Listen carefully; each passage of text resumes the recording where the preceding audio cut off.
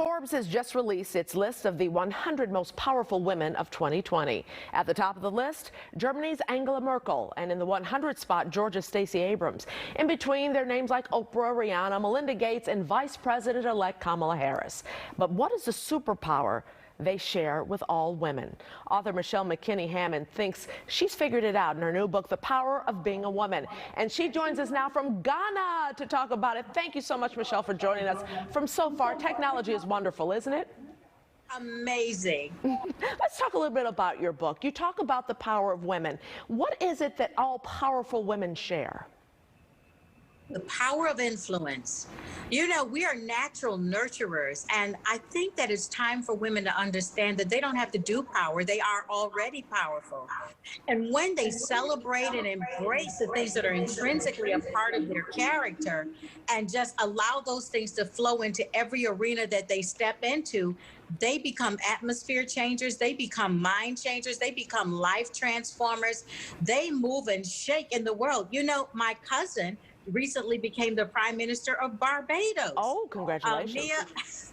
Mia Mottley. So there's powerful women even immediately in my family, but every woman is powerful. No role that she plays, from motherhood to teaching to nursing to governors and prime ministers in the world, is any less powerful than the other. We're all strategically placed where we are to impact the world at large. Michelle, you know this and I know this, but why have women always been put second in the world?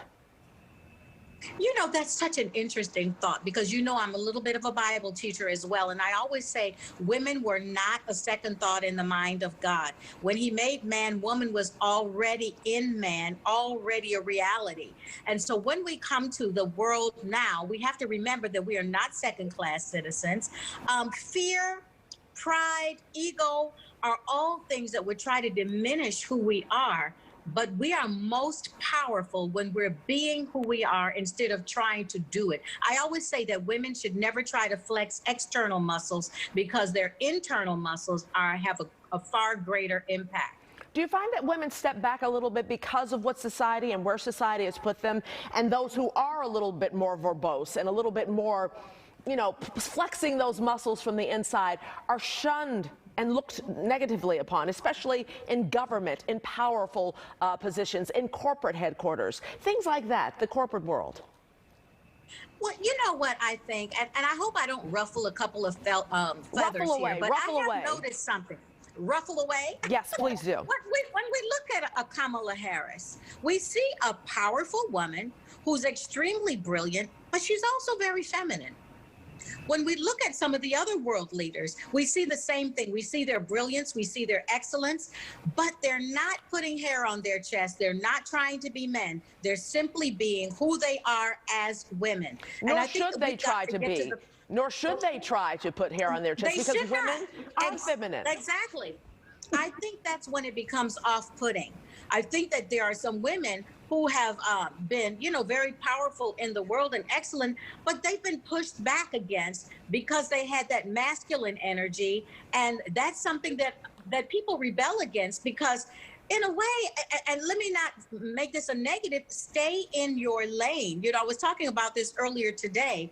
On a basketball team, the guard is not upset about not being a forward, and the forward is not upset about being a guard. They know where their strengths are, and they organically use them to help the team win the game. So there's power to being in our lane. There's power to understanding what our internal giftings and makeups are.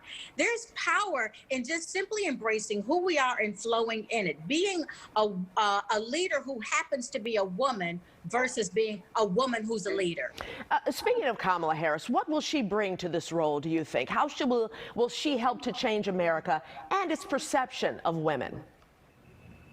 Well, I think that she brings excellence to the game, definitely on a whole other level. But I think that she also is a very compassionate woman.